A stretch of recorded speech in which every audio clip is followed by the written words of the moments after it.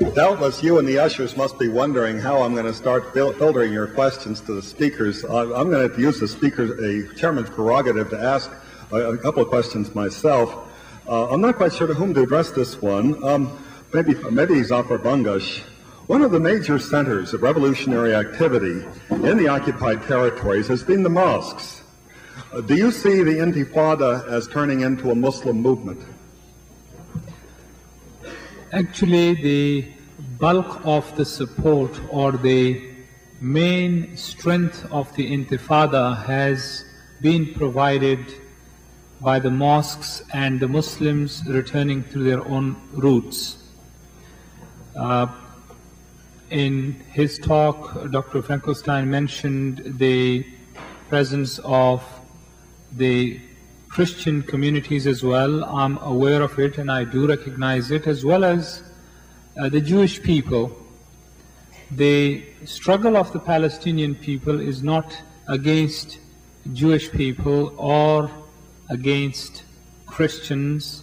It is actually against an ideology called Zionism, which is based on racism, exclusivity, and which stands for the negation of the identity of the Palestinian people. And therefore, after having tried for many years all kinds of options, particularly based on secularism and Arab democracy and Arab Front and this and that, all these isms that the people of Palestine tried, they ultimately returned to their roots, which is Islam, their very basis for existence.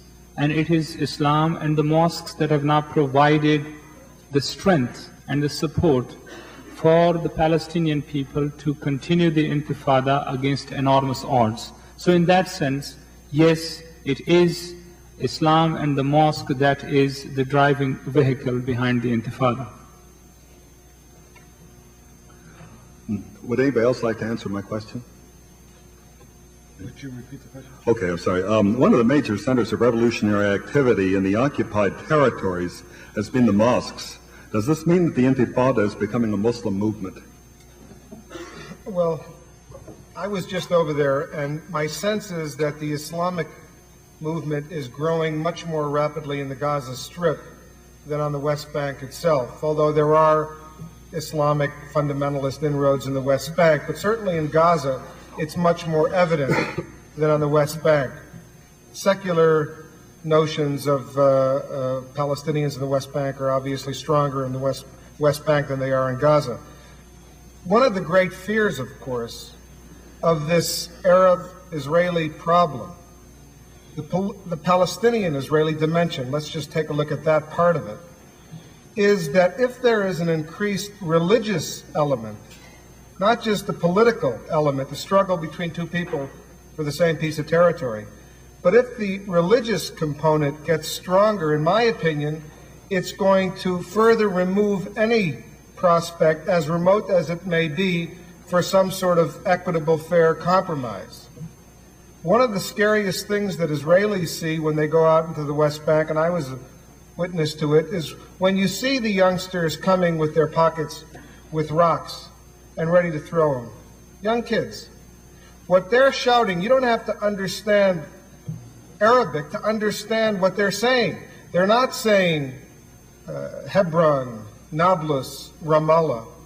What they're clearly saying is Haifa, Jaffa, the Galilee, Al-Quds. Al-Quds is Jerusalem. Now, if it is this dimension, the liberation of not just the occupied West Bank and Gaza, but if it is a notion that that is simply a stepping stone for the liberation of the rest of Palestine, then of course this is simply a prescription for total disaster. I was struck by Dr. Finkelstein's courage in advising the Palestinians to intensify the armed struggle or increase the use of force and violence against the Israeli military is really the only way they're going to get their state. And his courage in recommending to the Israelis that they trust the PLO when they say they're ready for a two-state solution.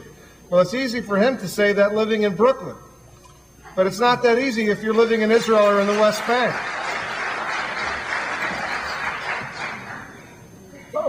May I comment? Okay. It seems to me that Mr. Blitzer confuses the responsibilities of a scholar and a military commander. As I said at the beginning of my talk, I was giving some sense of where I thought the Intifada was going. And I said the likelihood is there will be an escalation of Palestinian armed resistance and an escalation of civil disobedience in the occupied territories. Far be it from me to give that recommendation to the Palestinians, and surely I wish at least that peace could be achieved otherwise. My understanding of history tells me not likely. On the other hand, as I say, I'm not a military commander by training, and I wasn't giving advice, I was simply giving my sense of where things are going. Let me respond quickly to this question of fundamentalism. In my view, and I suspect I'll have major disagreements with at least one member of the panel, fundamentalism is an ideology basically of despair. The Palestinians, at least at the outset of the Intifada, were united behind a secular resolution of the conflict, namely a two-state settlement. As that possibility recedes, as the likelihood that Israel and the United States will continue in their rejectionism, as that happens, it seems to me the likelihood of a growth or a spread of fundamentalism in Palestine will probably unfold. So for those of us who are concerned about the spread of fundamentalism, it seems to me the obvious alternative is a two-state settlement of the conflict. I would also add a fact that was unfortunately neglected, that one force that was busily promoting fundamentalism in the Gaza was Israel. Until very recently, Israel was working hand in hand with Hamas, the fundamentalist movement in Gaza.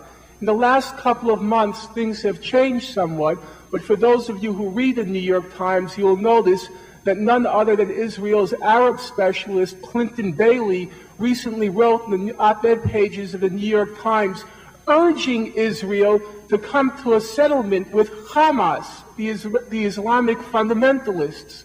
So it seems to me there is a kind of convergence between Islamic fundamentalism and the State of Israel against a secular resolution of the conflict.